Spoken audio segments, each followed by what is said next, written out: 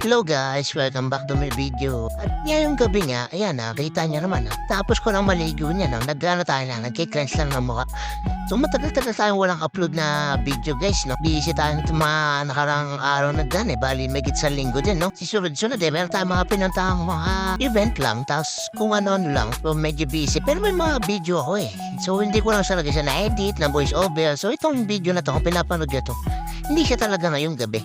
So, nung last week pa to, so busy nga lang. So, yan. Kaya hindi ko siya masyadong, hindi talaga ako nakapag-edit sa voice over. So, yan dito guys. Kita niyo dyan. Wala si misis ko niyan. Wala rin ako niyan.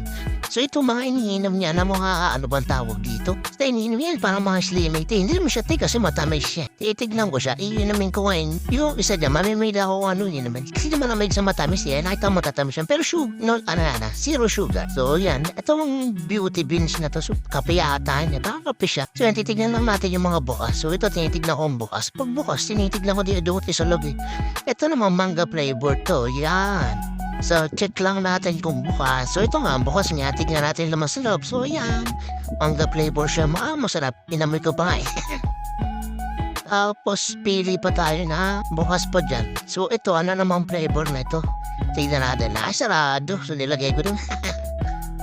No, ito. Bukas to. Tignan natin. Bukas. Yan. Mga flavor niyan.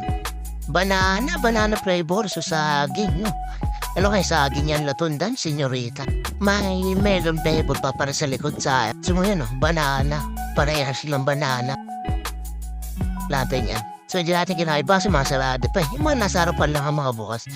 So yan, inamay-amay ko nga yan. Ito nagustuhan ko yung avocado. Total, nandito naman na siya sa harap ko. Ayan, avocado flavor yan. Stimplahin lang natin siya dito. So kung kailangan lang kahit hindi na mainit, basta halu-haluin lang siya maigi. Ang nilagay ko lang dyan is malamig na tubig na. Inasahan muna natin dyan. Tapos meron na tayo dyan, nakaready mga basa. Tapos yan, may tumbler na, may tubig yan na malamig na malamig. So bagong saling ko yan kanina bago ako maligo. So yan, okay natin. So hindi ko na siya nilagyan ng mainit bago lusawin. Ito diretsong malamig na siya. So yan, paita ko sa inyo para siya halu-haluin. Kailangan halong-halo nga lang kasi hindi nga tayo nadamit ng mainit.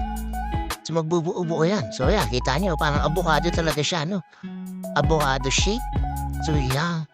Binasa ko rin yan sa likod, no? Nagustuhan ko siya kasi kahit paano naman nag-workout tayo. Mayroon siyang 10 grams ng protein sa likod. Tapos zero sugar pa siya. Basta maganda naman yung sa likod niya. Wala rin naman sodium Zero sodium din siya. Hindi kagaya ng sa iba na, halimbawa, mga delata, mataas niya ang protein. Ang taas din naman sodium. Siguro mga times 5, times 10 ng protein content niya. So yun, nainom na natin. Tuloy na natin ito kung ating ginagawa para makatulog na tayo. Mag-isa lang kasi ako yan. Wala akong kasama yan dyan. So yun lang guys. Blower lang tayo saglit. Kasi mahirap naman paghihiga tayo ng basa pa ang ating buhok. Siyempre. Kasi ba na huwag ka matutulog pag basa ang buhok. Kasi daw, sabi ng matatanda, mabubulag. Pero ang totoo, mababasa lang talaga yung unan. So yun lang guys. Thank you for watching.